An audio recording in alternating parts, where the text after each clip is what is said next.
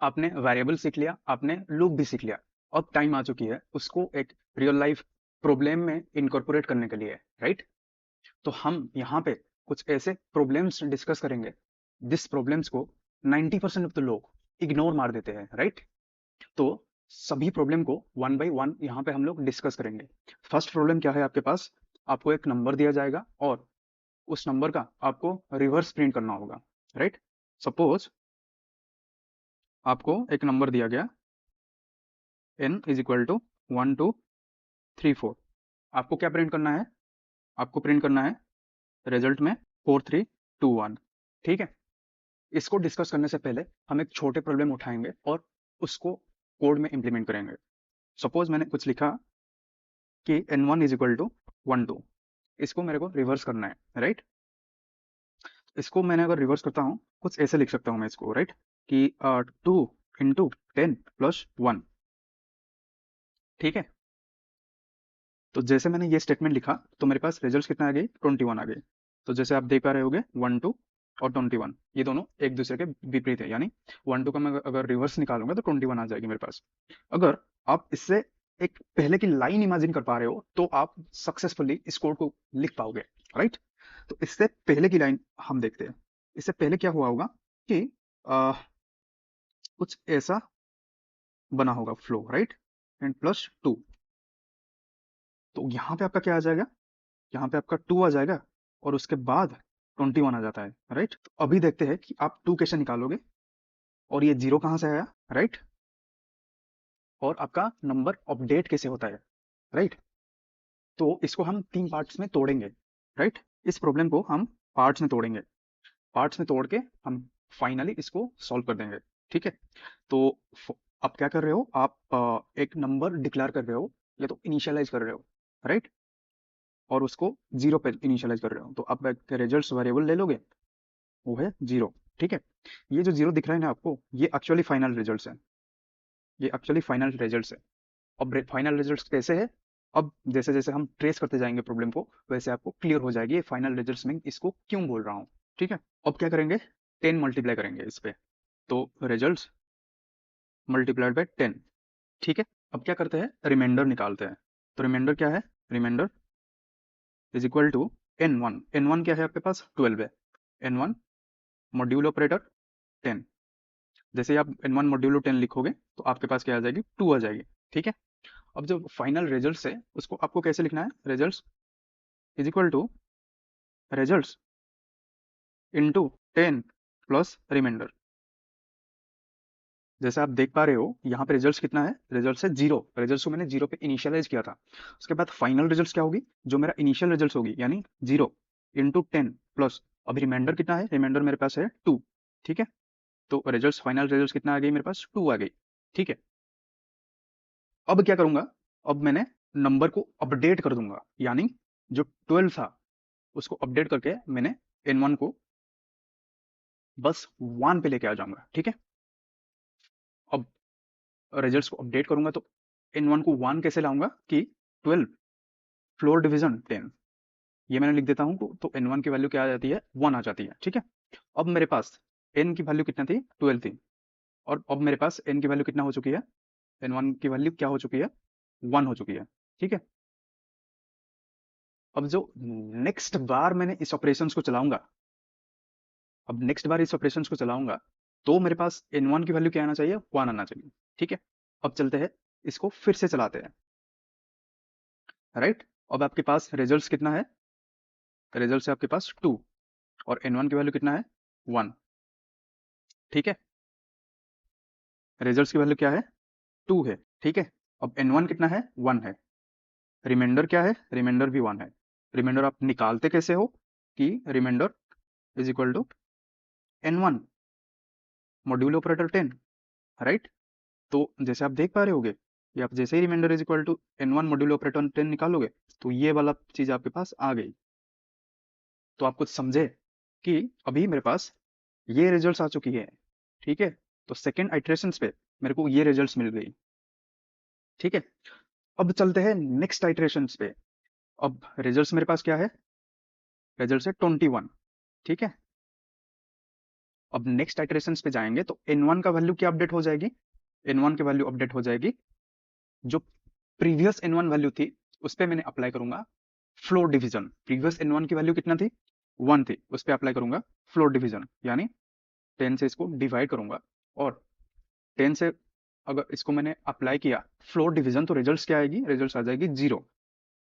तो जैसे ही मेरे को n1 की वैल्यू 0 मिल गई वहां पे मैंने लूप को स्टॉप कर दूंगा, ठीक है।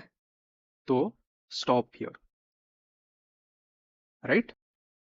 अब क्या करते हैं, अब कंप्यूटर स्क्रीन पे चलते हैं और इसका कोड इंप्लीमेंटेशन देखते हैं, राइट। अगर पहली बार में आपको समझ ना आए तो लेक्चर को फिर से रिवाइंड करके देखना और एक दो बार देखोगे तो ये चीज आपको समझ में आ जाएगी, ठीक है।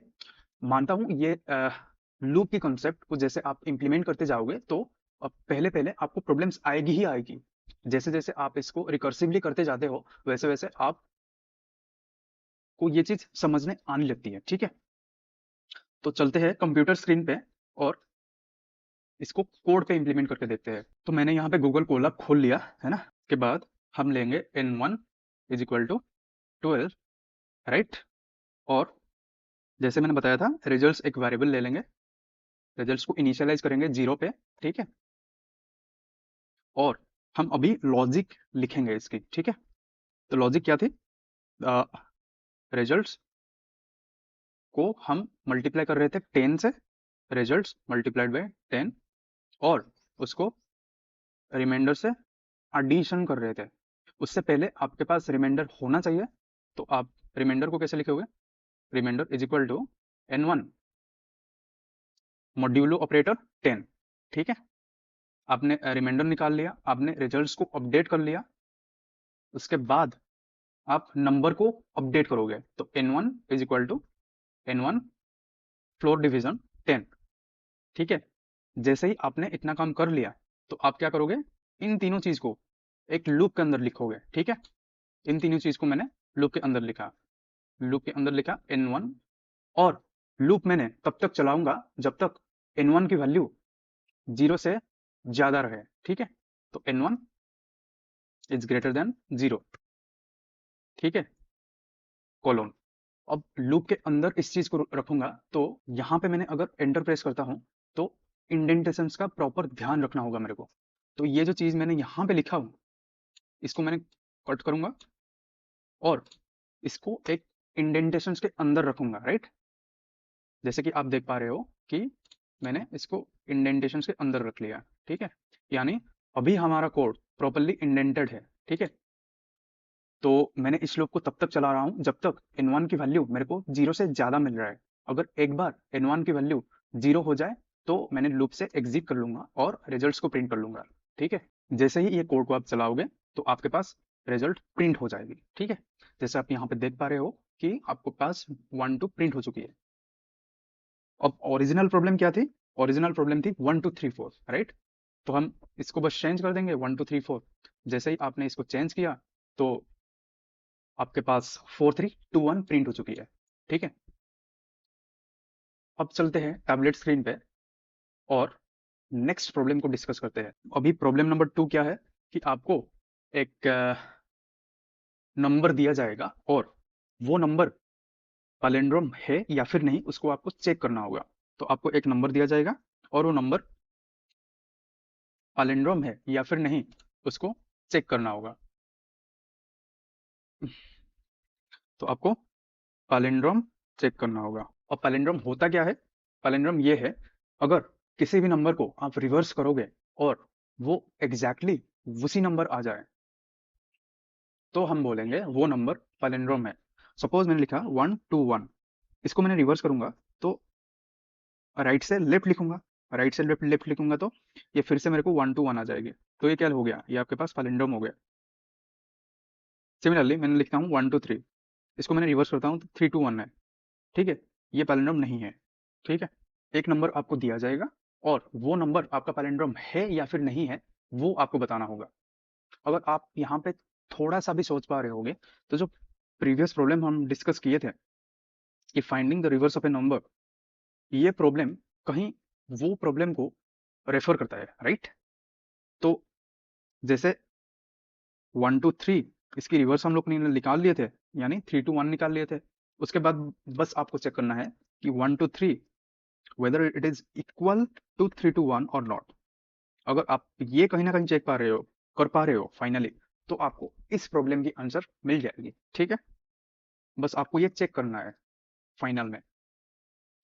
तो आई होप हम इसका कोडिंग लिख सकते हैं without discussing much in tablet screen. ठीक है, चलते हैं कंप्यूटर स्क्रीन पे और इसका कोड इम्प्लीमेंटेशन देखते हैं। तो मैंने यहाँ पे एक टेक्स्ट ले लूंगा और इसको लिखूंगा प्रॉब्लम 2। ठीक है, और प्रॉब्लम नंबर 2 पे हम लोग डिस्कस करेंगे कि एक नंबर पैलिंड्रोम है कि नहीं। जैसे कि आप को मैंने हिंट दे ही दिया था कि पुराने वाले जो प्रॉब्लम है उसको हम रेफर करेंगे, यानी इस प्रॉब्लम को पूरा आप कॉपी पेस्ट कर सकते हो। ठीक है, अब लास्ट में आप क्या कर रहे हो कि रिजल्ट्स को प्रिंट ना करके बस आप चेक करते हो वो नंबर पैलिंड्रोम है या फिर नहीं। तो आप इस स्टेटमेंट को हटा दोगे। ठीक है, और यहाँ पे बस लास्ट में आप एक कंडीशन चेक करोगे, इफ रिजल्ट्स जो आपके पास फाइनल रिजल्ट्स आया वो चेक करोगे n1 की इक्वल है कि नहीं। ठीक है, तो अगर n1 की इक्वल है तो उसको आप पैलिंड्रोम में प्रिंट करोगे, अगर नहीं है तो आप उसको प्रिंट कर दोगे नॉट पैलिंड्रोम। ठीक है, तो आपके हिसाब से ये कोड होना चाहिए, लेकिन यहाँ पे प्रॉब्लम क्या होगा कि n1 की वैल्यू चेंज हो चुकी है। राइट, मैंने ये क्यों बोल रहा हूँ, क्योंकि जैसे जैसे आप n1 को अपडेट करते जाते हो वैसे वैसे n1 की वैल्यू चेंज हो जाती है। ठीक है, तो n1 की वैल्यू को प्रिजर्व करने के लिए आप एक दूसरे वेरिएबल लोगे और दूसरे वेरिएबल पे n1 को रख लोगे। ठीक है, तो मैंने यहाँ पे लिया m1, m1 is equal to n1।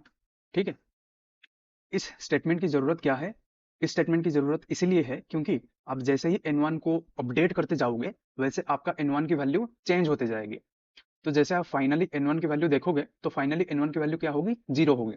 ठीक है, अगर मैं इसको यहाँ पे नहीं लिखूंगा, ठीक है, तो सपोज मैंने जानबूझकर एक पैलिंड्रोम नंबर को लेता हूँ और इस कोड को मैंने एग्जीक्यूट करवाता हूँ। इस कोड के हिसाब से आपके पास आउटपुट क्या आना चाहिए, आपके पास आउटपुट आना चाहिए दिस इज ए पैलिंड्रोम, अगर आप n1 की वैल्यू को इग्नोर कर रहे हो तो। ठीक है, लेकिन जैसे ही आप इसको रन करोगे तो एक नॉट पैलिंड्रोम आया। क्यों, क्योंकि यहाँ पे n1 की जो वैल्यू है वो कितना है, वो 0 हो चुकी है। सपोज मैंने यहाँ पे फाइनली अगर प्रिंट करूंगा n1 की वैल्यू, तो n1 की वैल्यू मेरे पास कितना आएगी, n1 के पास n1 की वैल्यू मेरे पास 0 आ जाएगी। ठीक है, और 0 इज नॉट इक्वल टू 121, तो इसीलिए ये क्या आ रही है, ये नॉट पैलिंड्रोम आ रही है। ठीक है, तो n1 की वैल्यू प्रिजर्व रखने के लिए मैंने इस स्टेटमेंट को ऐड करूंगा। ठीक है, तो इस स्टेटमेंट को मैंने ऐड किया, उसके बाद मैंने इस कोड को एग्जीक्यूट किया। ठीक है, यहाँ पे एक गलती है, क्या रिजल्ट्स को हम चेक करेंगे ये क्या इक्वल है m1 के साथ। ठीक है, अगर ये m1 के साथ इक्वल है तो हम क्या करेंगे, इसको पैलिंड्रोम में प्रिंट कर देंगे। अगर नहीं है तो हम क्या करेंगे, इसको प्रिंट करेंगे नॉट पैलिंड्रोम। ठीक है, तो जैसे आप देख पा रहे होगे 121 क्या है, पैलिंड्रोम है, और जो 121 है इसको मैंने प्रिंट कर चुका हूँ। ठीक है, सपोज मैंने लिखता हूँ 1234, और जैसे आप जानते हो 1234 को आप रिवर्स करोगे तो वो क्या आएगी, 4321 आएगी, और 4321 इज नॉट इक्वल टू 1234। तो कोड के हिसाब से ये आपको नॉट पैलिंड्रोम प्रिंट होना चाहिए, और यहाँ पे आप जैसे देख पा रहे होगे यहाँ पे आपका नॉट पैलिंड्रोम प्रिंट हो चुकी है। ठीक है, अब चलते हैं नेक्स्ट प्रॉब्लम पे, और कि आपको समेशन लॉजिक लिखना है। नेक्स्ट प्रॉब्लम आपके पास क्या है, सो प्रॉब्लम नंबर 3 पे आप क्या लिखोगे, समेशन लॉजिक लिखोगे। तो समेशन लॉजिक पे आपको सपोज आपको 1 + 2 + 3 + 4 इसका रिजल्ट निकालना है, तो आप कैसे निकाल पाओगे। आपको बस मैंने इनपुट दूंगा 4, यानी फर्स्ट 4 नेचुरल नंबर की आपको सम निकालना है, तो आप कैसे निकालोगे। आपके पास इनपुट रहेगी n is equal to 4। Similarly आपके पास अगर इनपुट रहेगी n इज इक्वल टू 5, तो आपको निकालना होगा 1 + 2 + 3 + 4 + 5। ठीक है, इसके रिजल्ट आपको निकालना होगा। ठीक है, तो इस प्रॉब्लम को हम पहले सोचते हैं कि कैसे हम लोग इसको निकाल पाएंगे। जैसे आप इस पे देख पा रहे हो कि आ, मैंने अगर इस प्रॉब्लम को उठाता हूँ तो पहले क्या है, मेरे पास 1 आती है। ठीक है, उसके बाद एक इंक्रीमेंट हो जाती है 1 + 1, इसकी रिजल्ट क्या है 2 है, ठीक है। फिर 2 + 1 आ जाती है, इसकी रिजल्ट क्या है 3, फिर क्या आती है 3 + 1, इसकी रिजल्ट क्या है 4, ठीक है। तो फाइनली क्या होती है, ये भी ऐड हो जाती है 1 + 2 + 3 + 4। तो इस प्रॉब्लम को हम दो पार्ट में डिवाइड कर सकते हैं।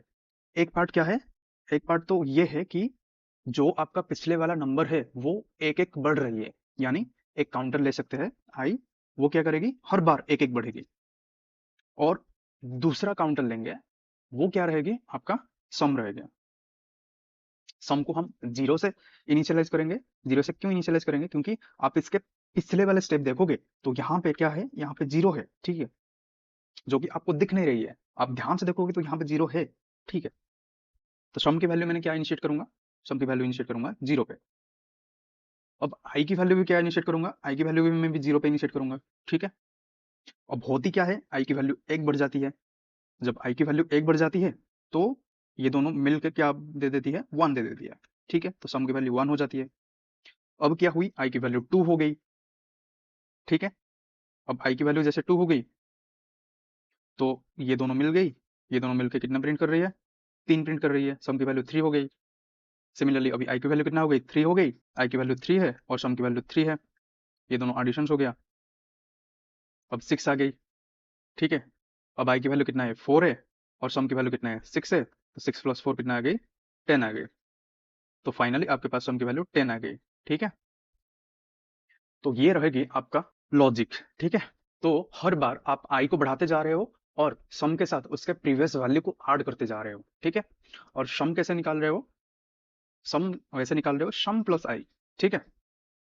और प्रॉब्लम स्टेटमेंट क्या है कि sum is equal to sum plus i, और आई को आपने अपडेट कर रहे हो और सम को भी अपडेट कर रहे हो, ठीक है।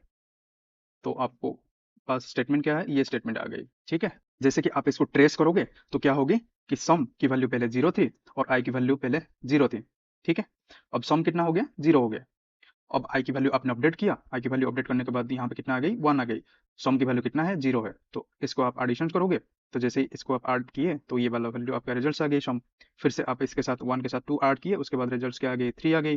फिर थ्री के बाद थ्री को ऐड किए, इसके बाद रिजल्ट क्या आ गई, सिक्स आ गई। उसके बाद आप फोर के साथ ऐड किए, उसके बाद रिजल्ट क्या आ गई, टेन आ गई। अब इस काम को आप कितने बार करोगे, जब तक कि आई की वैल्यू फोर ना हो जाए, ठीक है। यानी आई की वैल्यू फोर या तो उससे कम होना चाहिए, ठीक है। तो आई की वैल्यू जब जीरो था उस टाइम आप किए, आई की वैल्यू जब वन था उस टाइम आप इसको रिपीट किए, आई की वैल्यू जब टू था उस टाइम आप इसको रिपीट किए, आई की वैल्यू जब थ्री था उस टाइम भी आप इसको रिपीट किए। लेकिन अभी आई की वैल्यू जब फोर है तब आप क्या करोगे, इसके बाद नहीं प्रोसीड करोगे, ठीक है। इसके बाद आप प्रोसीड नहीं कर रहे हो, तो आई की वैल्यू जब आपके पास फोर आ जाएगी तब इसको आप टर्मिनेट कर दोगे, तब टर्मिनेट कर लो, ठीक है। तो इसको कोड पे कन्वर्ट कर देंगे, ठीक है। तो अगर आपको फोर पे टर्मिनेट करना है तो आपको क्या करना होगा, वाइल लूप पे कंडीशंस डालना होगा, while i is not equal to i is less than four. यहाँ पे फोर क्या है, जैसे आप देख पा रहे हो, फोर आपके पास एन है, ठीक है। तो i is less than n, while loop पे आप इस कोड को लिख दोगे, ठीक है। अब चलते हैं कंप्यूटर स्क्रीन पे और समेशन लॉजिक को इम्प्लीमेंट करते हैं। तो मैंने यहाँ पे क्विकली एक टेक्स्ट ले लूंगा, समेशन ऑफ नंबर, ठीक है। तो पहले हम क्या किए थे कि आई को डिक्लेयर किए थे जीरो पे और सम को भी डिक्लेयर किए थे जीरो में, ठीक है। उसके बाद हम क्या कर रहे थे कि जो भी स्टेटमेंट लिख रहे थे वो वाइल लूप के अंदर लिख रहे थे, और वाइल लूप को कब टर्मिनेट कर रहे थे, जब आपके आई की वैल्यू लेस देन टेन ना हो, यानी आई की वैल्यू एक्सीड कर जाए एन से, ठीक है। और लॉजिक क्या था हमारे पास, आई को हम एक आगे बढ़ा रहे थे, आई प्लस वन, और समेशन को अपडेट कर रहे थे, समेशन प्लस आई, ठीक है। और फाइनली वाइल लूप के बाहर आके हम क्या प्रिंट कर रहे थे, हम प्रिंट कर रहे थे सम को, ठीक है। जैसे आप ये कोड रन करोगे तो आपके पास कोड एग्जीक्यूट हो जाएगी, लेकिन उससे पहले आपको एन भी तो लेना होगा। तो एन को आपने क्या लिया था, फोर, ठीक है। जैसे आप देख पा रहे होगे इसकी आउटपुट टेन आ चुकी है, यानी four plus three plus two plus one कि रिजल्ट्स क्या निकल के आ चुकी है, 10 निकल के आ चुकी है। ठीक है, सिमिलरली आप n की वैल्यू चेंज कर सकते हो लाइक 5, उसके हिसाब से आपके आउटपुट में भी चेंज हो जाएगी। आप यहाँ पे n की वैल्यू 6 ले सकते हो। ठीक है, और आप आउटपुट पे देख पा रहे होगे फाइनल रिजल्ट आपके पास 21 आ चुकी है। आप यहाँ पे n की वैल्यू यूजर इनपुट से ले सकते हो। ठीक है, तो अगर n की वैल्यू आपको यूजर से लेना है तो आप इनपुट फंक्शंस को इंट्रोड्यूस करोगे, इनपुट एंटर द नंबर। ठीक है, जैसे आप ये स्टेटमेंट लिखे तो आपको n की वैल्यू पूछा जाएगा, तो n की वैल्यू आपको पूछा जाएगा, तो n अपने हिसाब से आप during the execution of code आप लिख सकते हो। सपोज मैंने लिखा n इक्वल टू 6 और एंटर किया, तो यहाँ पे एरर आ रही है। क्यों? क्योंकि जो n की वैल्यू आपने एंटर किया वो एक स्ट्रिंग है।